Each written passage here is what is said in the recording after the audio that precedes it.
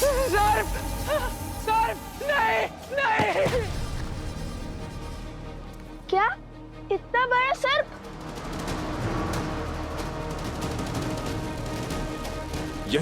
यहीं गिरे थे तुम? और वो सर्प किस ओर से आया था? वो इस ओर से आया था। सब मेरी बात ध्यान से सुनो। स्थिति हाथ से निकल चुकी है। किसी ने अपनी मायावी शक्तियों का प्रयोग कर अश्वमेघ के अश्व का अपहरण कर लिया है। इस कुकर्म के पीछे की मंशा प्रभु श्री राम से शत्रुता है या फिर कुछ और, इसका पता मैं लगाता हूं। किंतु अब तुम्हारे प्राण भी संकट में पड़ सकते हैं। जाओ, आप लोग आश्रम लौट जाओ। अश्व और अश्व यज्ञ को मैं संभाल लूंगा। सोमकन, तुम अब गुरु अवसरा को लेकर गांव जाओ। और हाँ, कोई भी इनकी ये अवस्था देखकर घबरा न जाए। आप दोनों भी लौट जाइए ऋषि कुमार। ये खेल किसी भयानक आसुरी शक्ति का है। हम बालक अवश्य है, किंतु कायर नहीं। संकट चाहे जितना भी घोर हो, हर समस्या का सामना करने में सक्षम है हम। ये समस्या हमारी है हनुमान जी। उस असुरी शक्ति ने अश्वमेध का अश्व चुराकर श्री राम को नहीं, लव कुश को ललकारा है, क्योंकि वो अश्व हमारी संरक्षण में था। इसलिए विनती है हमारी, हमारे कर्म पथ के बीच में ना आए। मैं आपके भाव समझता हूं, किंतु मेरा कर्म उस अश्व की रक्षा करना है। इससे पहले कि कोई अनहोनी हो जाए, मुझे उस अश्व को खोजना होगा।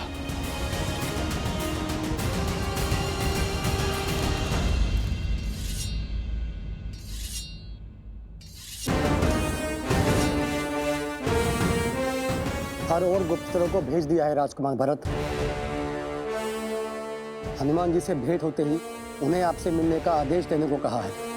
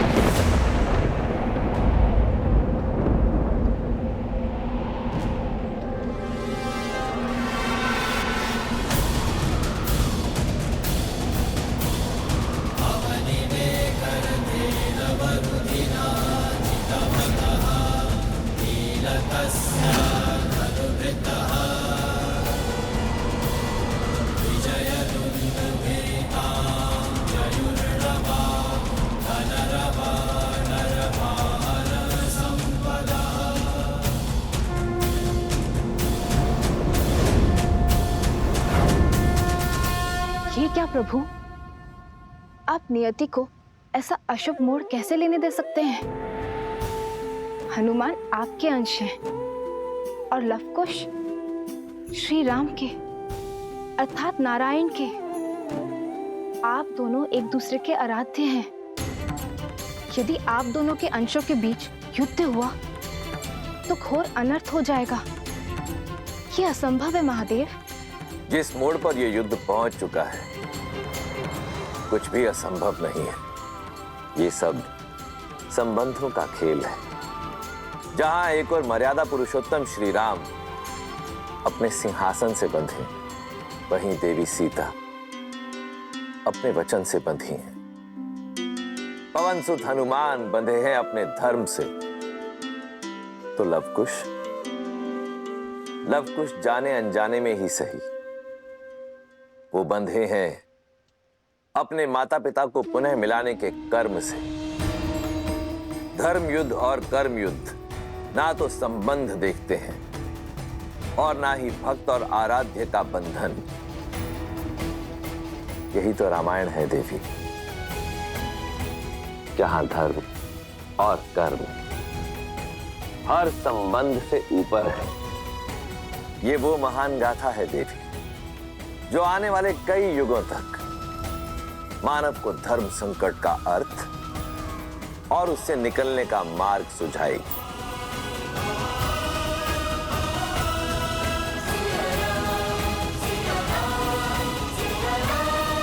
आप दोनों की मंशा युद्ध है। हमारी मंशा केवल आग्रह की है। आप हमारे उद्देश्य के बीच में मत आइए हनुमान जी। विश्वास रखिए, हम आपका अश्व खोजेंगे भी और लौटा भी देंगे, किंतु यज्ञ पूर्ण करने के लिए श्री राम को अपना निर्णय बदलना होगा। माता सीता को अपनाना होगा।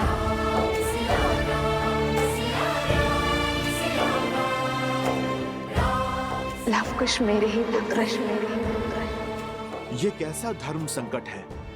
प्रभु श्री राम और माता सीता की संतानों पर कैसे प्रहार करूं, जो सिया राम को एक करना चाहते हैं? कुछ कहा? अपना निर्णय बताइए हमें हनुमान जी। निर्णय आपको क्या बताऊं? सूर्य और चंद्र दोनों प्रकाश ही चाहते हैं, पर सूर्य न चंद्र का मार्ग काटता है और न चंद्र सूर्य का। अर्थात आप धर्म संकट को धर्म युद्ध ना बनाइए। आप बस अपना कर्तव्य निभाइए, मैं अपना निभाता हूं।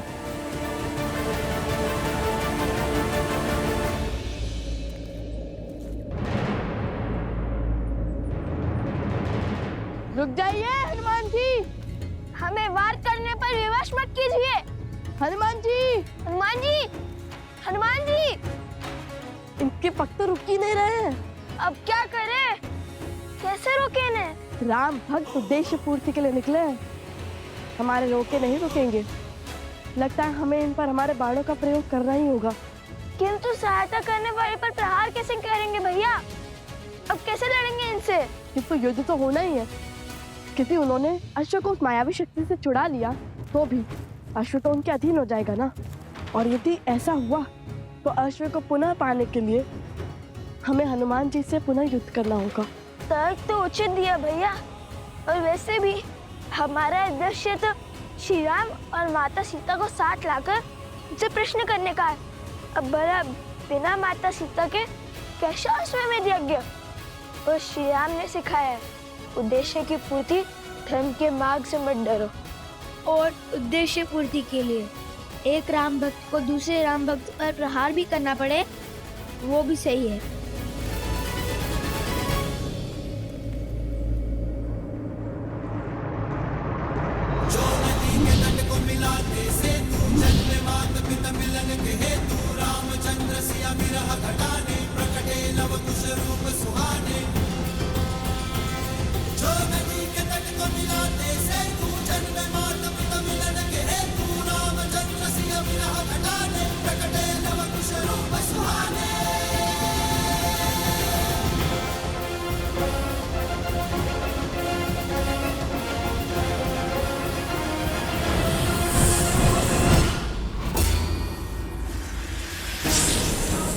हनुमान जी।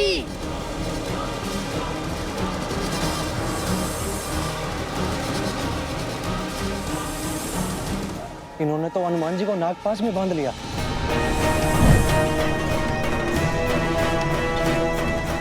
हमें इस सर्प को भेजना ही होगा कुश। भयभीत ना हो हनुमान जी, हम अभी। अरे ये बुलाने के स्थान पर रुक जाने का संकेत क्यों दे रहे हैं आप?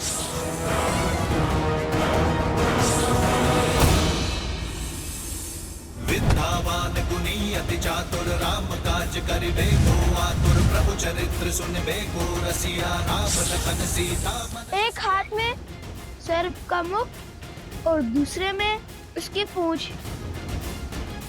समझ नहीं आ रहा ये सर्प के बंधन में है कि इनके बंधन में सर्प। जय श्री राम। लाल देह लाली लसे हरधरि लाल लगू वज्र देह दानव तलत जय जय जय कपीसु। जिन्होंने हमारी इतनी सहायता की, ऐसे महाबली से कैसे युद्ध कर सकते हैं आप?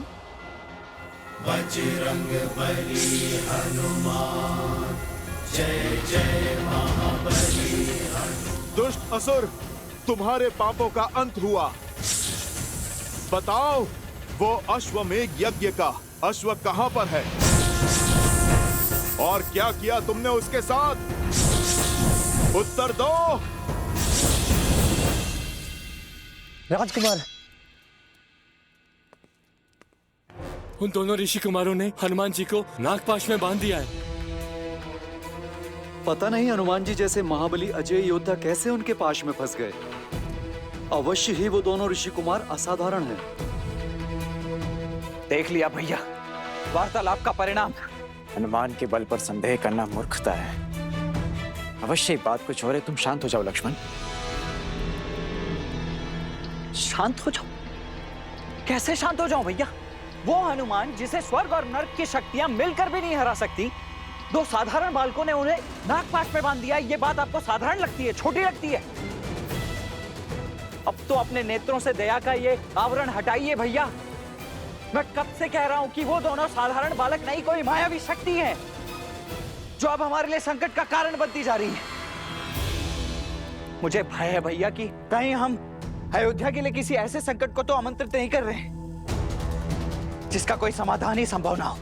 लक्ष्मण, तो तुम्हें लगता है कि मन में क्रोध और हाथ में अस्त्र रखने से समाधान मिल जाएगा? और आपको अब भी ये भ्रम है कि वार्तालाप से समाधान जन्म ले लेगा। नहीं भैया नहीं, हमें इस समय वो करने की आवश्यकता है जो सबसे आवश्यक है करना। गुप्तचर, हमें हनुमान के पास ले चलो।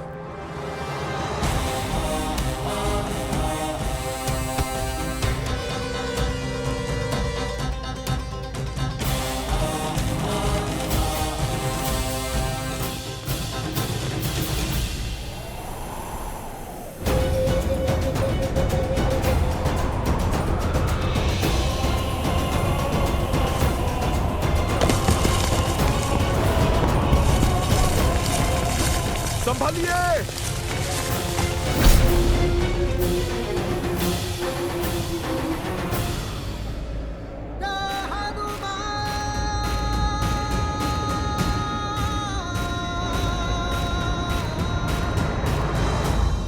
आप दोनों ठीक तो है ना? हाँ। नहीं, आपके उपकारों के भार तले दबे हैं हम। क्या आवश्यकता थी फिर से हमारी सहायता करने की? इतना उपकार कर हमारे वास्ते बचना चाहते हैं आप?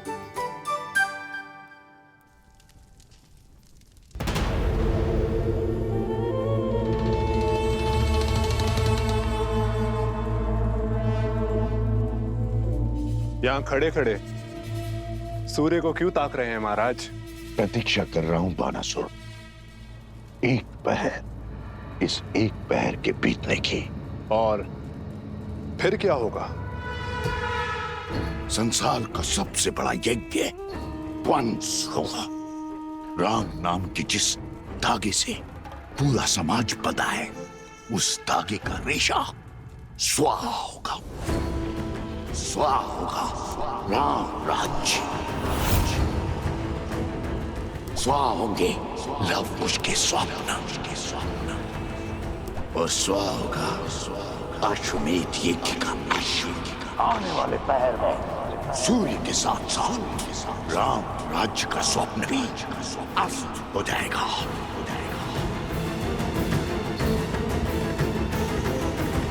क्या हुआ? केवल इतना सा कार्य तो मैं भी कर सकता था महाराज। फिर मेरे स्थान पर आपने उस सर्प को क्यों भेजा? अश्व तो मैंने भी खोज लिया था। तुम तो अश्व तक पहुंच भी नहीं पाए थे, मार्ग में ही धराशायी हो गए थे। और वो सर्प मेरा परम सेवक है, मेरे लिए हंसते हंसते अपने प्राण तक निछावर कर सकता है। अब समय व्यर्थ करने का क्या तुक?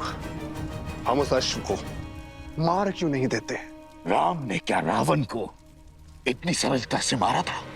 दिन प्रतिदिन तड़पाया था उस राम ने मेरे भ्राता को, उसके पुत्र को, समस्त राक्षस कुल को, और मेरे पुत्रों को भी।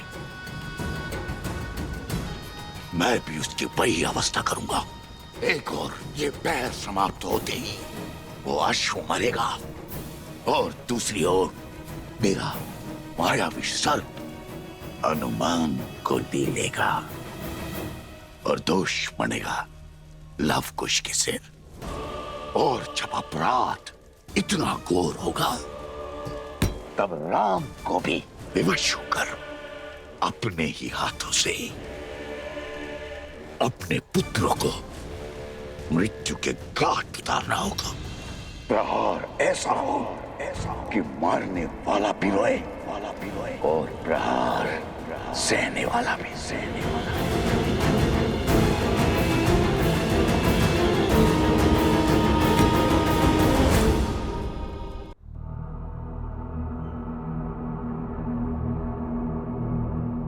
अरे वो सर्प तो अदृश्य हो गया।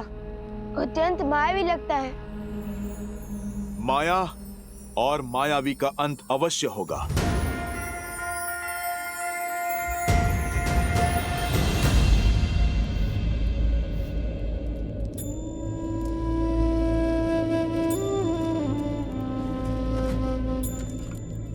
प्रकृति ने अकस्मात कैसे भयावह करवट ली है। नदी में भी तीव्र उफान है। अच्छा हुआ जलाने के लिए हमारे पास लकड़ियां हैं।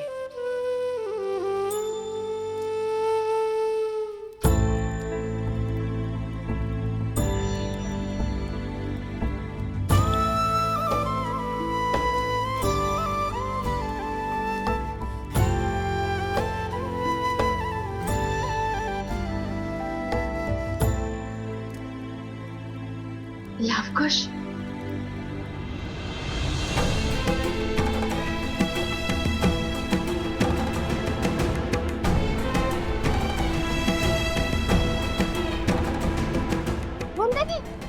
देवी तो यही आ रही है। लवकुश के बारे में पूछा तो क्या कहेंगे हम?